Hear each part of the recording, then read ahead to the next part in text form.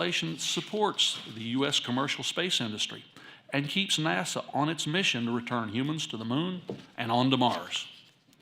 And finally, our committee will protect taxpayer dollars through rigorous oversight of federal research agencies.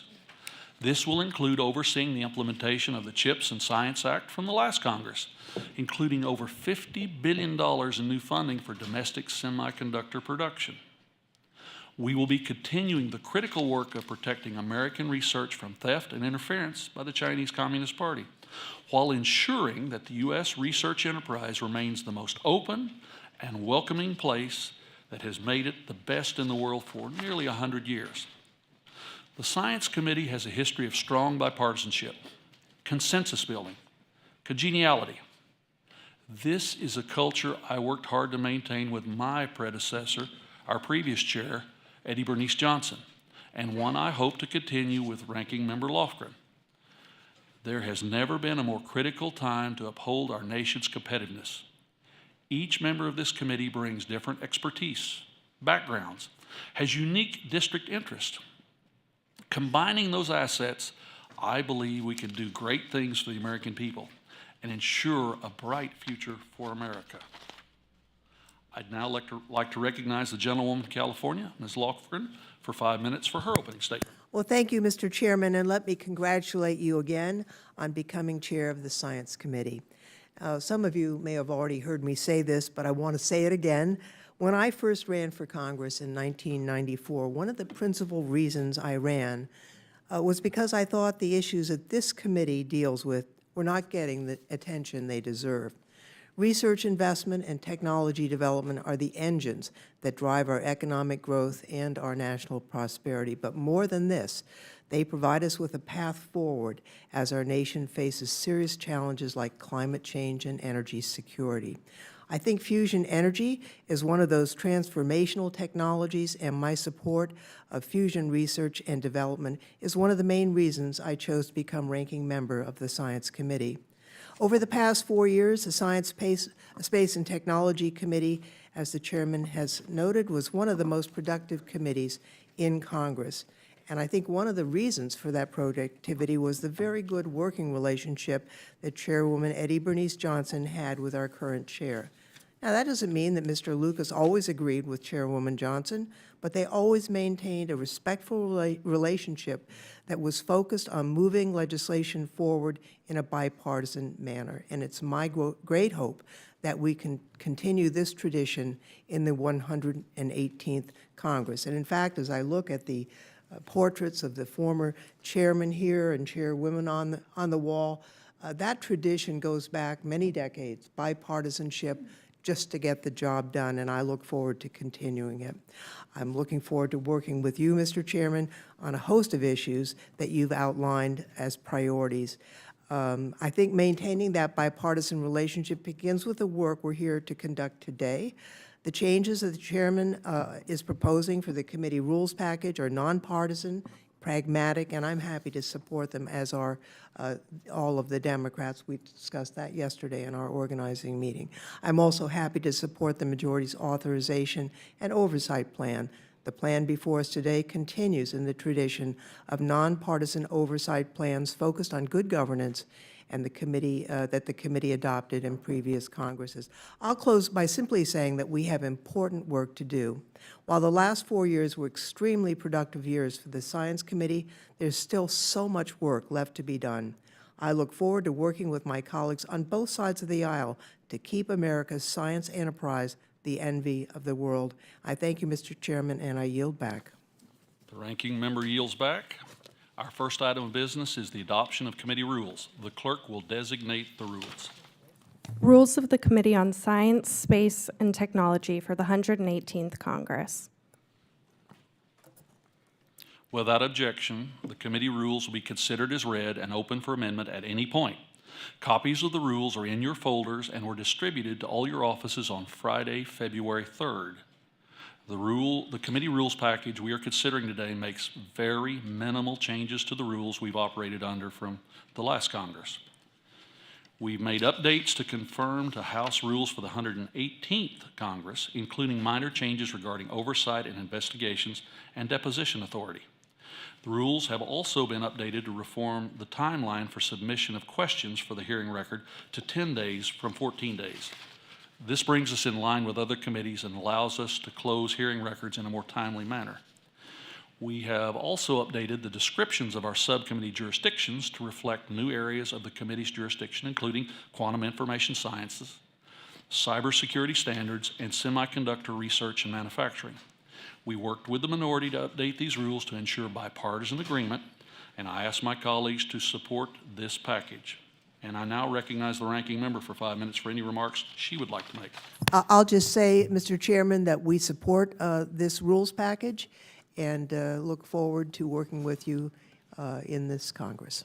Thank you, ranking member. Does any member wish to offer an amendment? Seeing none, hearing none, I move that the Committee on Science, Space, and Technology adopt the rules of the committee as proposed. All those in favor signify by saying aye. Aye. All those opposed, no. In the opinion of the chair, the ayes have it, and the committee rules are adopted. The next item for consideration is the proposed committee authorization and oversight plan for the 118th Congress. The clerk will designate the plan. Authorization and Oversight Plan, Committee on Science, Space, and Technology. Without objection, the committee oversight and authorization plan will be considered as read and open for amendment at any point. Copies of the plan are in your folders and were distributed to all offices on Friday, February 3.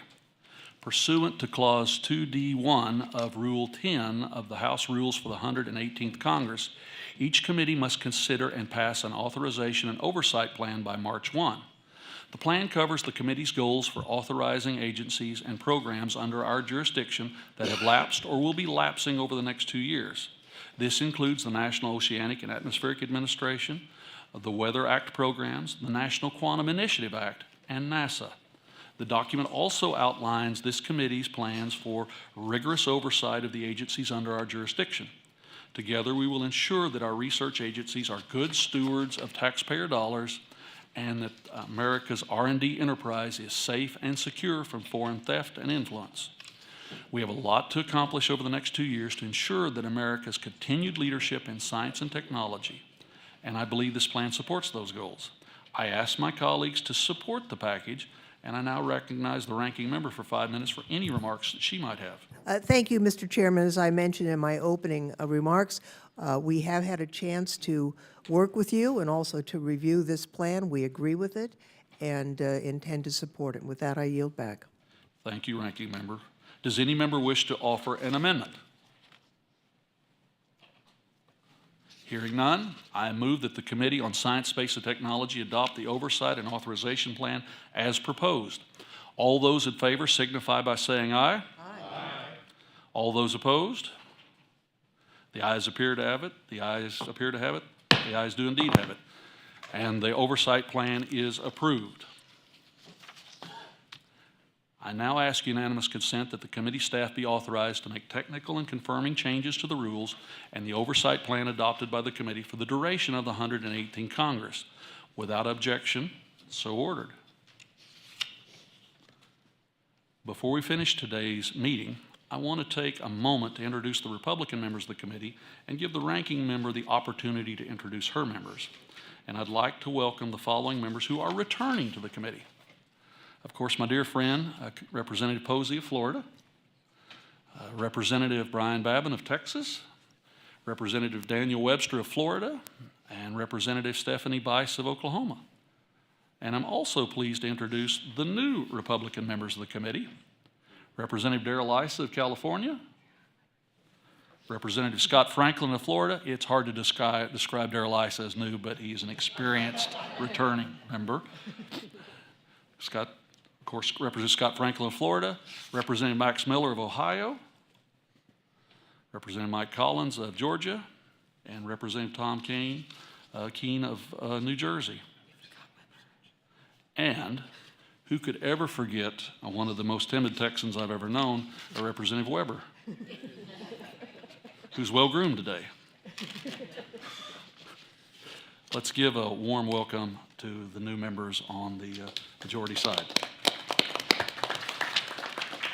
Now I recognize the ranking member to introduce her members, please. Thank you, Chairman Lucas. We have a few returning members, Ms. Bonamici, Ms. Stevens, Mr. Bowman, Ms. Ross, and Mr. Caston, who has been waived on. But I'd like to say just a few words about the new members on our side of the aisle. First, I'd like to recognize Congressman Eric Sorensen from Illinois' 17th District. We're really excited to have a bona fide meteorologist on the committee, and I know he'll have a lot to offer to this committee when we consider our jurisdiction over the Weather Service, and we welcome him.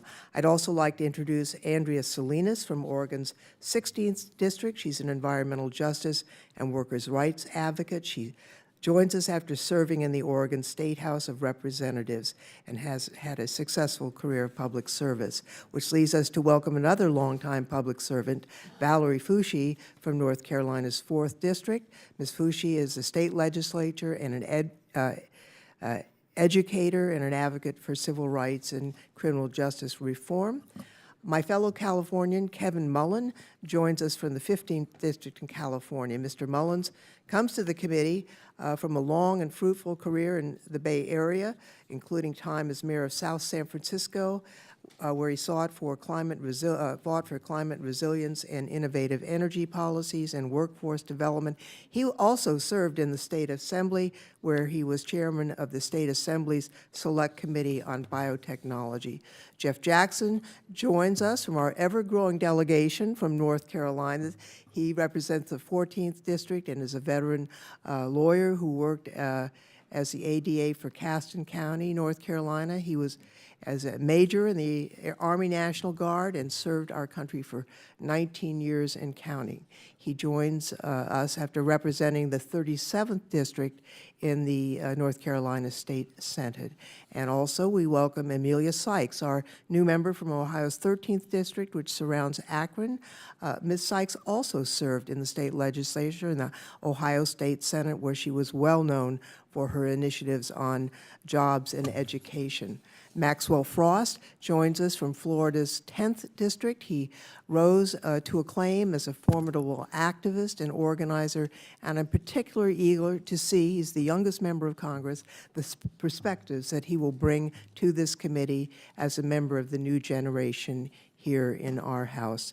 Dr. Yadira Caraveo is from Colorado.